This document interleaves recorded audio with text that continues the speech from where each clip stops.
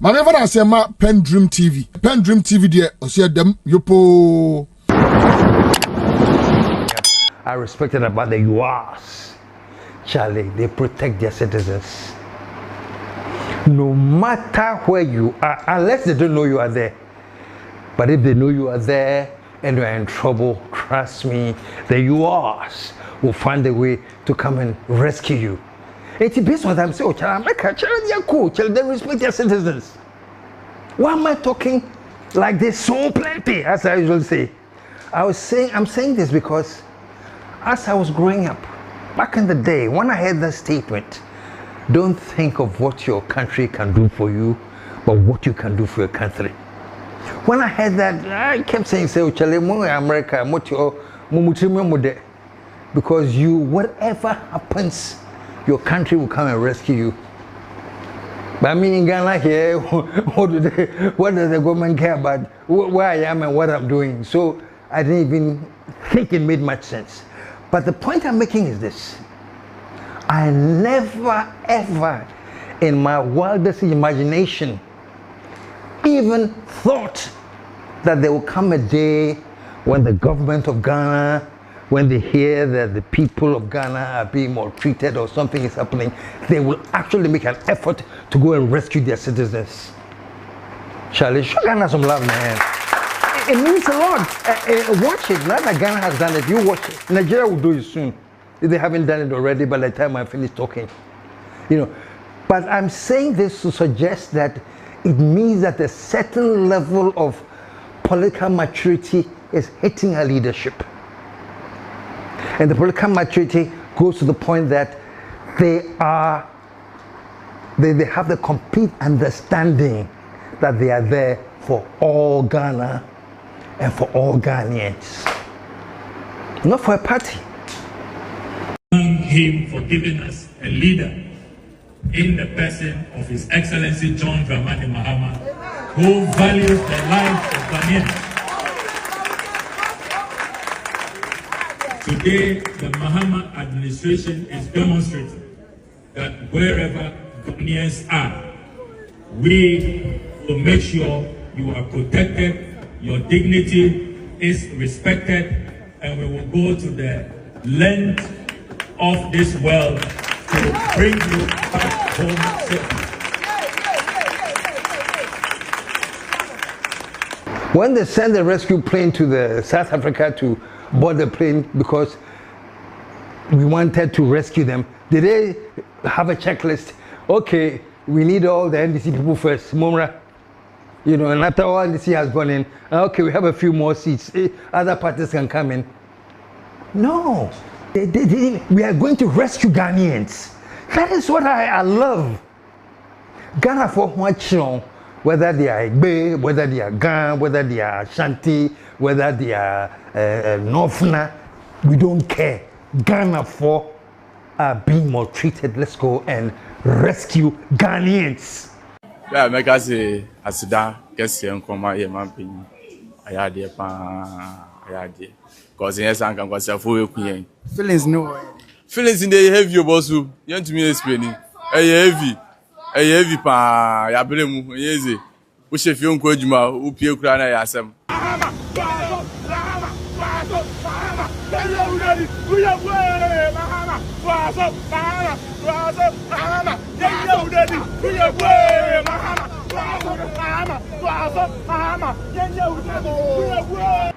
That is political maturity.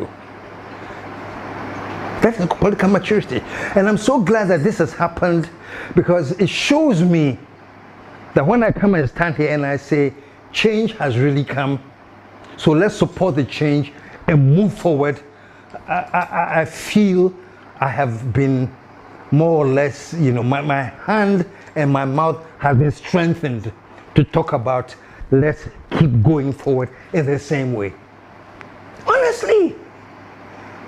Well, it didn't matter what party. And I hate to bring Mahama up at this point like this because he's not concerned with this South African thing. But I remember on one of his campaign promises, now that the NPP is in opposition, he was talking to some NPP supporters and he said that a database has been built with the names of all party supporters.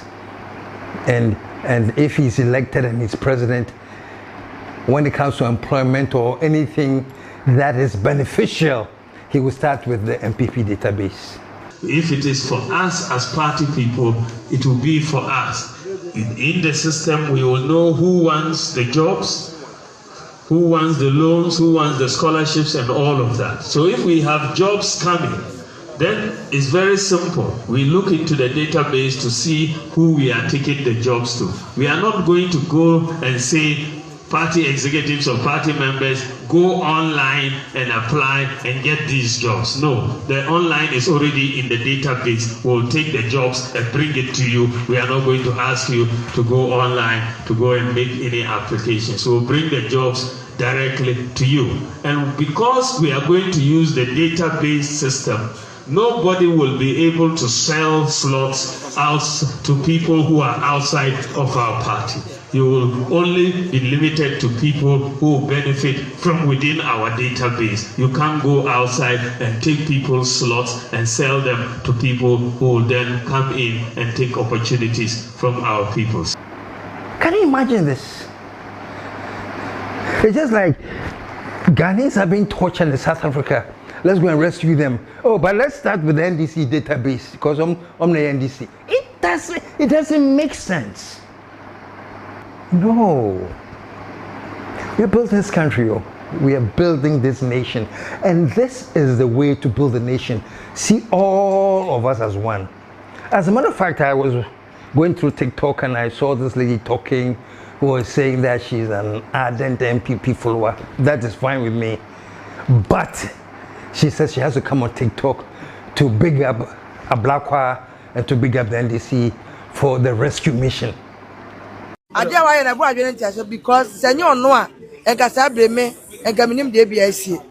If it was here, that's so said your more boy who buy Ashay and Swabet in Nano. Ye catch and than I say, one in the bush for even and penny for a cow in another, and Name Ashila a mom.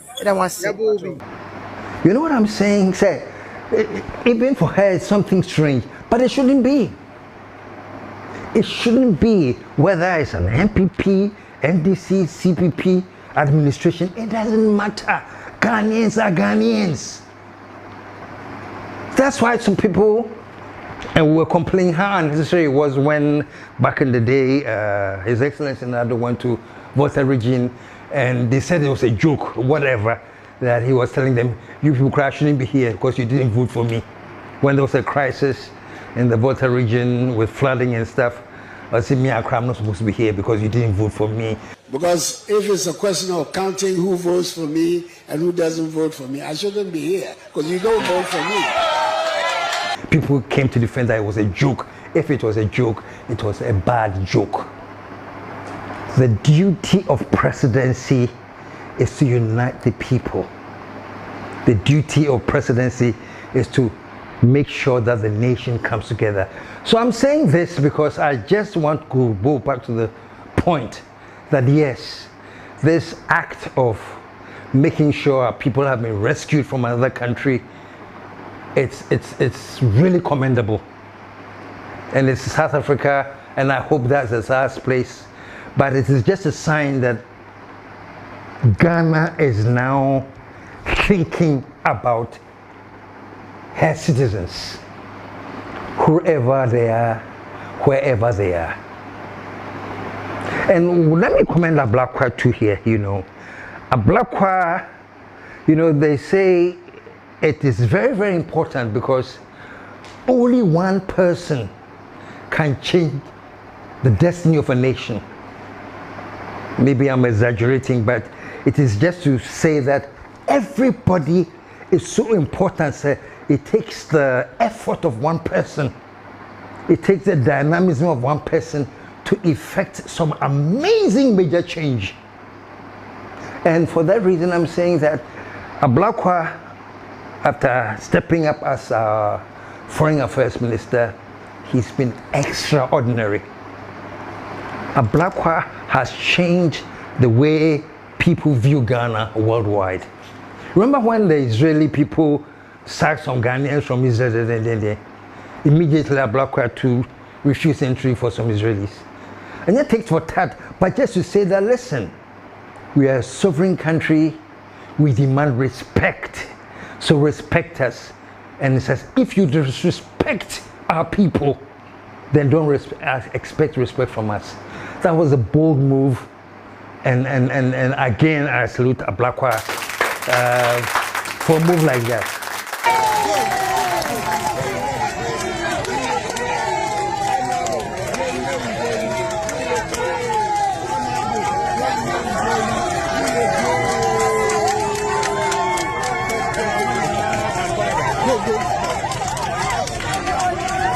So believe it or not, you know, people now have placed Ghana in a different pedestal when it comes to international and foreign affairs. They know there's not a country you can mess with. And fortunately, Ablakwa is with his president, Jam, who thinks similarly that no, it is time to reset the nation of Ghana. It is time to put us all on a path of integrity and confidence. And it's time to put nationalism. So these are just initial signs. And I'm so happy. You know, I've always been proud of being Ghanaian. But let me tell you, my pride in Ghana has shot up about 100 times.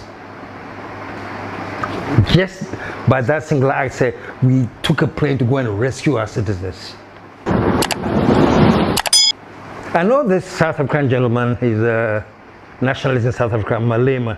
I really like him. Let me say that to begin with. I respect him.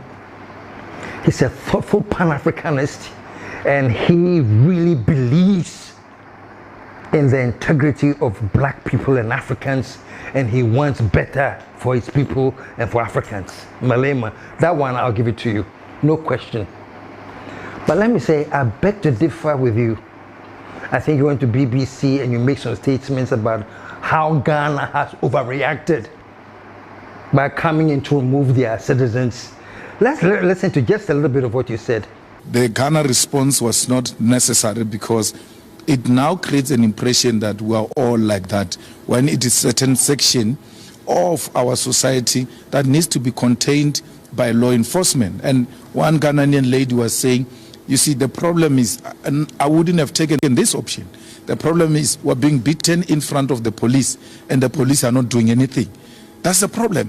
And when this opportunity came for me to leave, I left because if the police can't defend me, it means the state is in agreement with the people who are beating me. So we think it was too quick. We'll still resolve this. And President of Ghana should have given us, you know, some time to really deal with this matter, and we'll get to the bottom of it. We hope they will come back to their senses. We don't have to respond the same way they did. We need to pursue the diplomatic engagements with Ghana until we find one another. We don't think Ghana responded in a manner that really reinforces dialogue and diplomatic engagements. Well, in other words, my good friend Malema was saying that we overreacted, maybe we should have waited a bit. Let me tell you something that I truly believe. And if I'm wrong, Malema, come and tell me, because I know you watch this show. Let me tell you what Malema truly believes. Malema knows Ghana. Malema understands the history.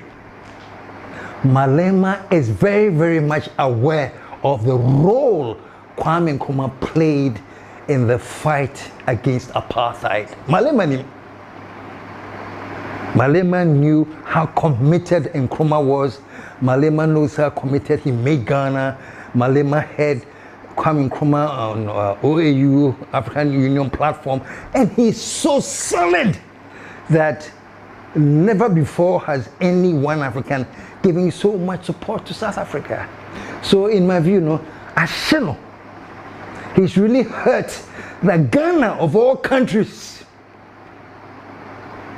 was the first to come and fly there. People that said, Munyan Singh, bring back my people. He's hurt. In actual effect, he's embarrassed. So he's speaking out of embarrassment and shame. And that's why he's talking about Ghana overreacted, we should have taken our time. He himself has said that even the police stood there while Ghanaians were being beaten. One Ghanaian lady was saying, you see, the problem is, and I wouldn't have taken this option. The problem is we're being beaten in front of the police and the police are not doing anything. That's the problem. And when this opportunity came for me to leave, I left, because if the police can't defend me, it means the state is in agreement with the people who are beating me.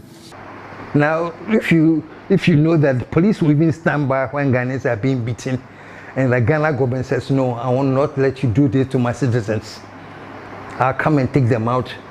You say they overreacted? So what, they should have beaten them and burned them before we decide that it's gone too far? So Malema, I think you are overreacting with this statement. I really believe, Malema, what you should have said when you went to BBC or whatever you were was that you are very sad because Ghana plays such a crucial role in Africa regarding the fight against apartheid. You are aware of it.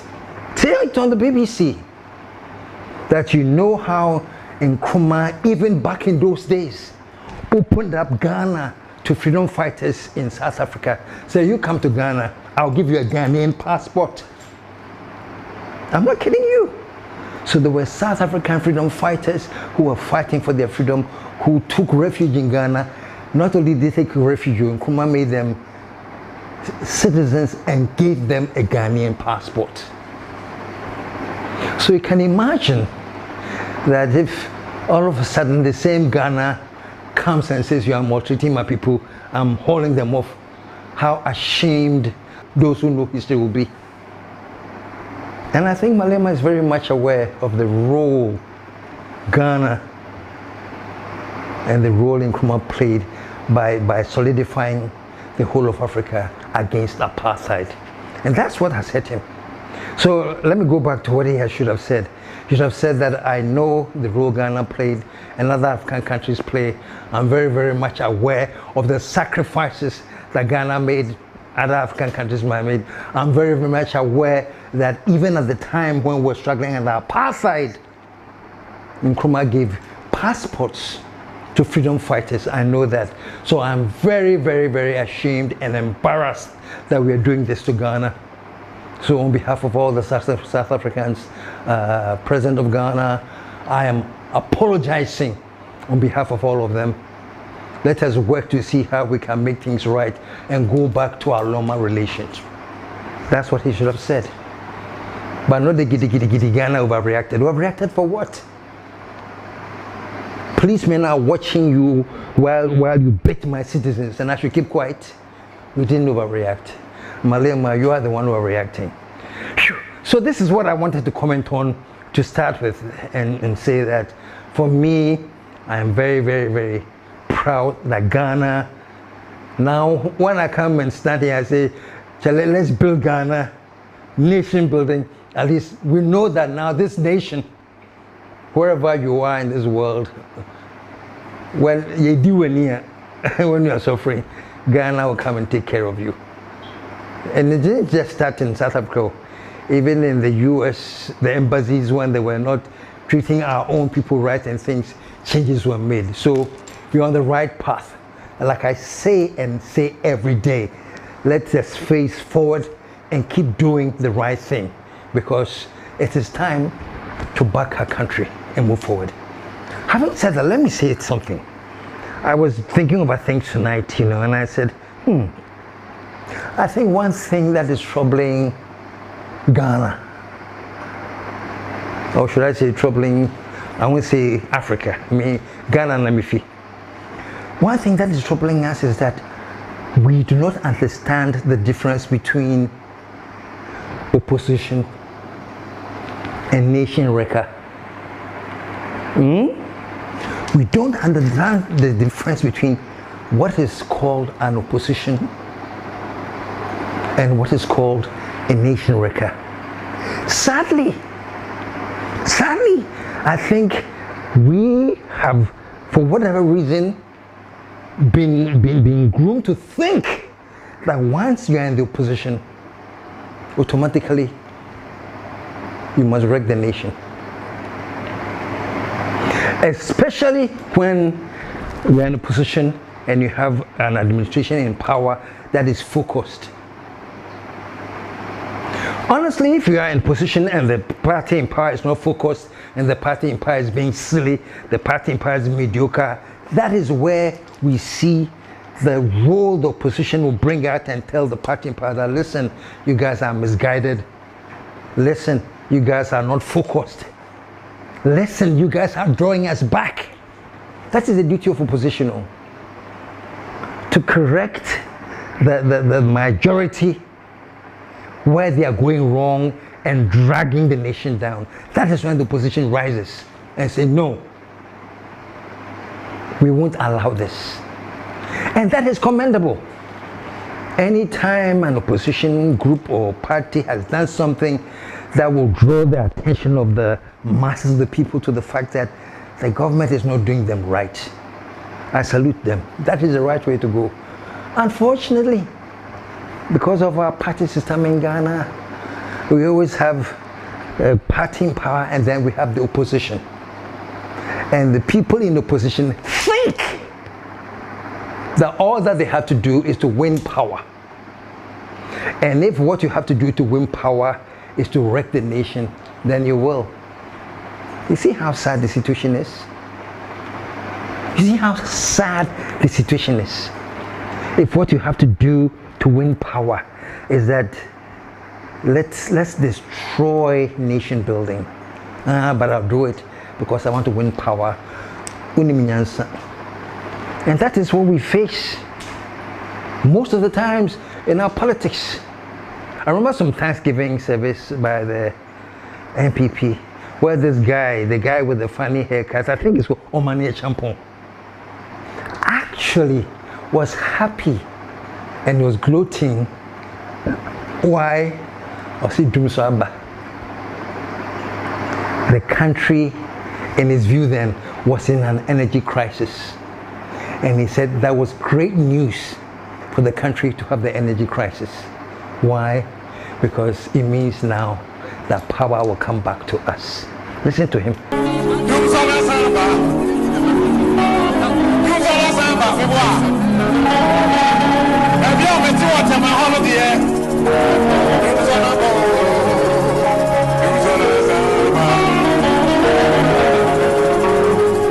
This is what I'm talking about. He thinks that the role of being in opposition is to make sure that the government, anything that will happen for the government to be undermined should happen. And for that reason, if you're going to go into an energy crisis, which is going to affect companies, going to affect industry, going to affect everything, affect the economy, even if it's going to destroy all these key things, it's okay. Why? Just one reason. Now I know that we can win power. Even all the people in my area are complaining, say, so we are about to win power. Let us celebrate. You see, folks, so I am saying that sadly, people take opposition to become nation wreckers. Why then would the very decent, qualified, intelligent person say, I am opposed to building an expressway from Accra to Kumasi? Mr. Speaker, the Honorable Asenso Boache suggested that the proposed Accra-Kumasi expressway is wasteful. And that we in the opposition oppose the dualization. Mr. Speaker, that cannot be the case. Mr. Speaker, I was surprised and amazed to see a colleague, member of parliament, particularly an MP from Kumasi, to describe the project as wasteful.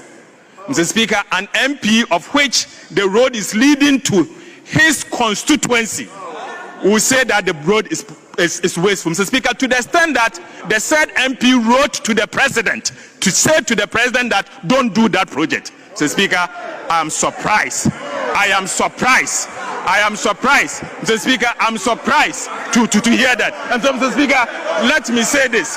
let me say this, that this road from Accra to Kumasi is more than a road.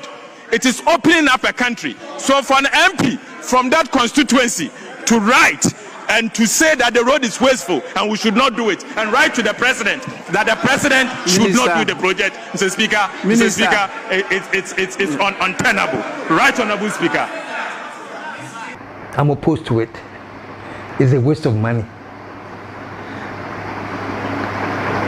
And remember what I said that time when Asensewakye made that statement?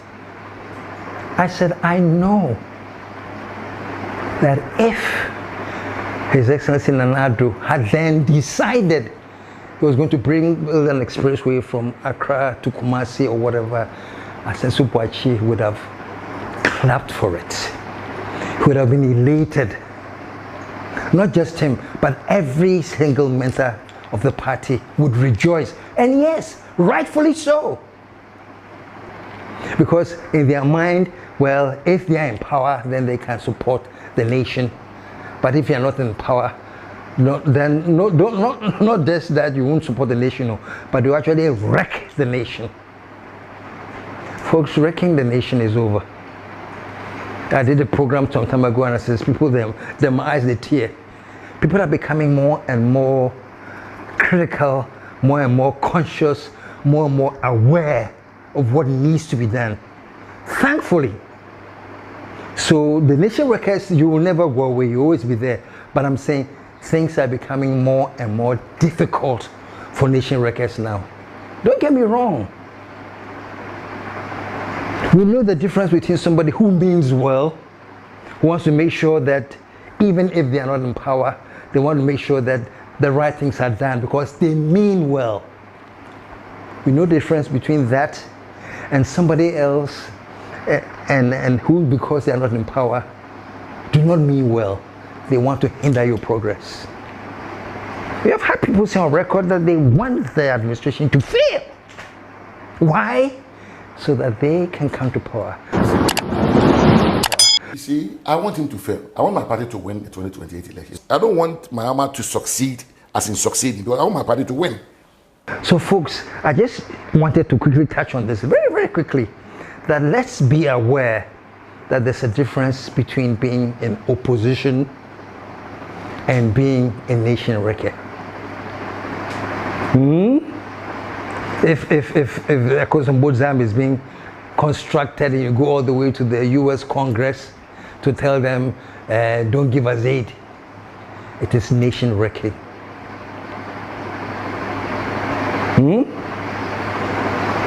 It is nation wrecking. So I want to make sure that clarification. Now let me move on. I just wanted to talk about nation wrecking and opposition. Let's move on. Now we are now in a Ghana that is supposed to be resetting. I say supposed to be resetting because resetting takes time. It's a journey. There's nobody in this world who can take over power and say, I'm making a nationwide broadcast to the nation and tell the whole nation from today, from Monday, everybody should be reset. It doesn't happen like that. Resetting takes time. Resetting, it's about the mentality. It's about the thinking. So you take time to reset and to rebuild. But the starting point is that all of us, at least, must decide that we want to grow this nation. Because once you have that mentality, I promise you, it slows down the thinking of how much and to the extent you can wreck the nation. I kid you not. Resetting is a change of mentality. Resetting is a change of focus. Like I said the other time, we've been to the IMF, 17 times? And for the first time in our history, we paid off our debt with IMF, and we are off. This announcement marks the definitive end of Ghana's financial bailout relationship with the IMF. And part of the thinking is what Atu said recently, that we will not return this nation to the shackles of indebtedness. Listen to him. Right Honorable Speaker, on the 77th Annual New Year School on the 6th of January 2025, President Mahama stated that it is my hope that this will be the very last time we ever go for an IMF bailout program. It must be the 17th and the last time that Ghana goes for a bailout from the IMF. The President further noted that we will continue our collaboration with the IMF under Article 4 and other instruments. I repeat, no further IMF financial bailout is currently required in the foreseeable future. Right Honorable Speaker, we have evolved from the position of supplicant to one of a partner with the International Monetary Fund. So it's a great place for us to be as a nation that the IMF car, we've been eyeing IMF, finally we are breaking free from it. And we have a finance minister that is promising us we are not going to go back to it. This is what I'm talking about too. The resetting has begun slowly. And that is why I stand here and I always urge the NDC. That's so far so good. The direction is fine. It is cool. And I know this is human nature too, Charlie. Very soon there's going to be time for elections. There are people in the NDC who want to be president, and that is part of nature. And we know, I have the names, everybody, when Musa Dankwa does the service, he brings you all this information of people who will want to be president. And I say it's human nature, so when they are family home. But what I urge the NDC is not to allow this fact that it's human nature to come and impede the progress in the direction of where they want to take this country. In other words, you have started well, the gains are good, everything looks positive, it is fantastic, there's more to be done, we all know that. But do not allow, whatever it takes, do not allow people's desires to run for president come and derail you. Stay focused. As for the names there, we have plenty. We're so depressed. I can't blame anybody. You know, the path has been so right that NDC has become so attractive, so everybody wants to be president. I can't blame anybody. But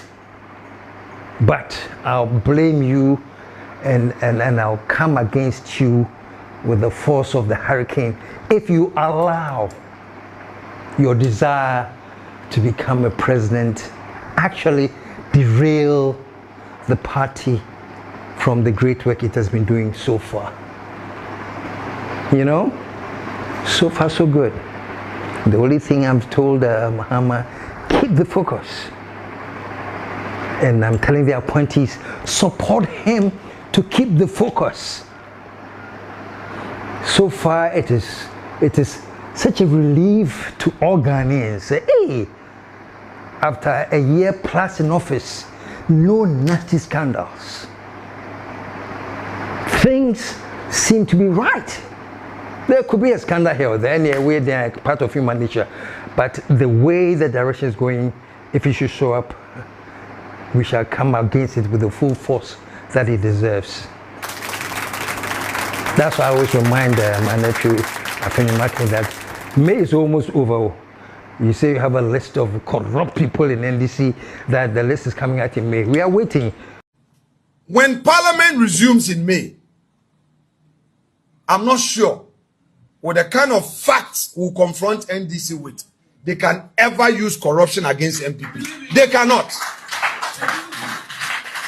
In fact, very soon, they cannot talk about corruption because they will realize that they themselves. I think May is over right about now. So we are still waiting. You know. But folks, I'm saying that let us keep the focus.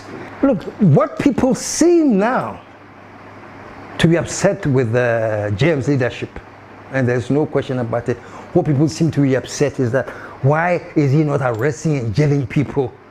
And he himself has said, Charlie, I am in much as a rush as most of you, but I swore on that oath to uphold the Constitution of Ghana. And the Constitution says that there's due process. Mr. Speaker, I understand that a large majority of Ghanaians are impatient to see those who abuse their public trust in office held to account. Mr. Speaker, there were periods when, under military regimes and unconstitutional governments, extrajudicial means could be used to exact retribution against persons perceived as corrupt or who had abused the mandate given to them by the people. Mr. Speaker, this may have appeared as swift justice, but many regrettable excesses were recorded. In 1992, we overwhelmingly adopted the 1992 Constitution to accept governance by the rule of law. On 7th January, when I swore the oath of office before the people of Ghana, I swore to uphold the 1992 Constitution. I may be as impatient as everyone else to see justice done, but painstaking investigations must be conducted.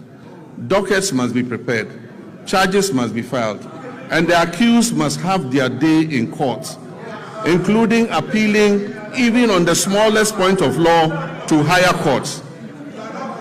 This process is necessary to protect us all against abuse or ill treatment of citizens and to ensure that only those guilty of offenses against the state are punished. As President Mills of blessed memory said, he said, and I quote, "The wheels of justice grind slowly, but they grind exceedingly fine." So Ghana if I'm allowing that due process to take place, now don't turn your back on me and attack me. Because when I was swearing the oath of allegiance to the country, you supported me, said this is the man we voted for, and he sworn the oath of allegiance.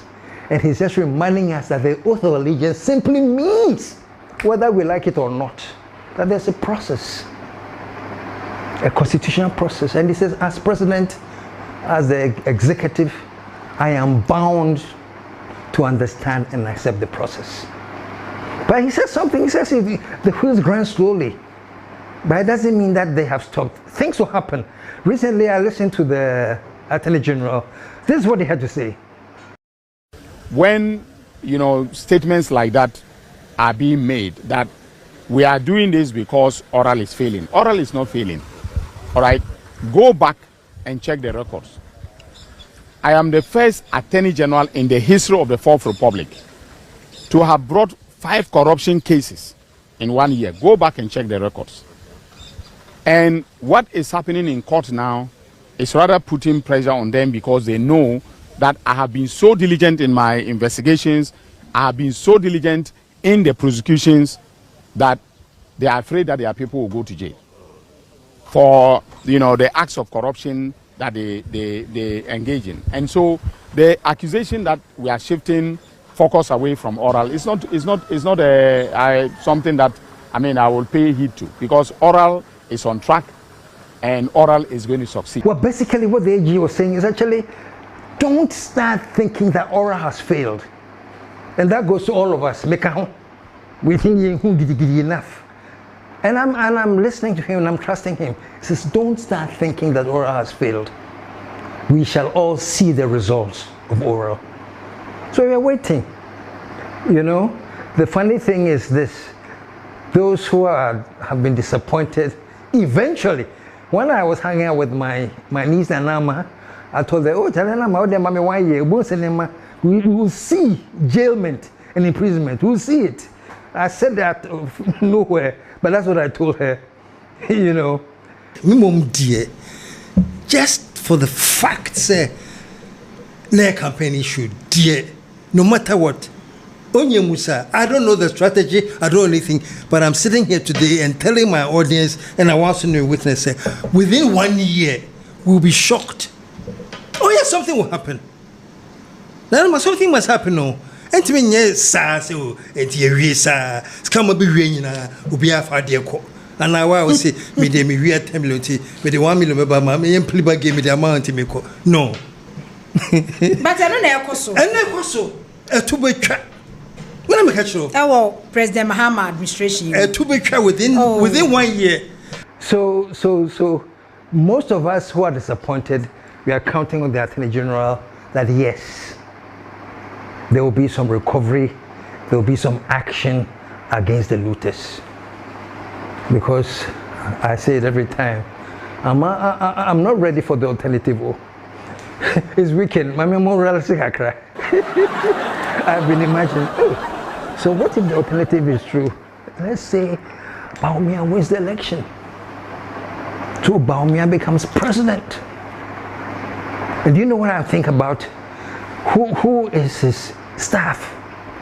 I can almost imagine Bawumia coming up and saying, Ghana for Madam Wasipa. I have now the team to back me in Ghana for what is a solid team. We have Afenyo Marking.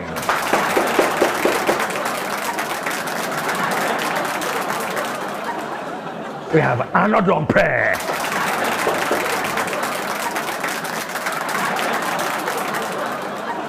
We have Salam Mustafa.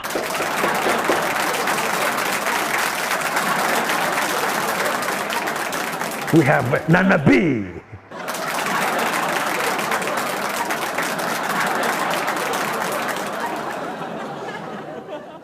We have Justin Korea.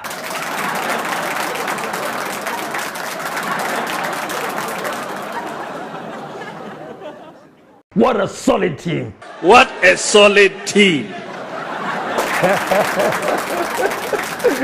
Chale, it's the weekend. I wanted us to go with something light like this, you know. But that could be the alternative, and that for me is very, very scary. But I'm saying, as I always do, March 6th coming, Ghana will be 70 years. And I'm glad that Ghana is going to become 70 years under the leadership of JM, who says we have to reset. We shall reset our dear nation, Ghana. Under the leadership of GM, who says our focus is Ghana, not party. And I'm glad that I'm not PENDREAM TV. Now, so far so good. Say open online portal le Ghana. Nipa share, nipa follow, nipa comment here. To my best of knowledge, without any biases, PENDREAM TV.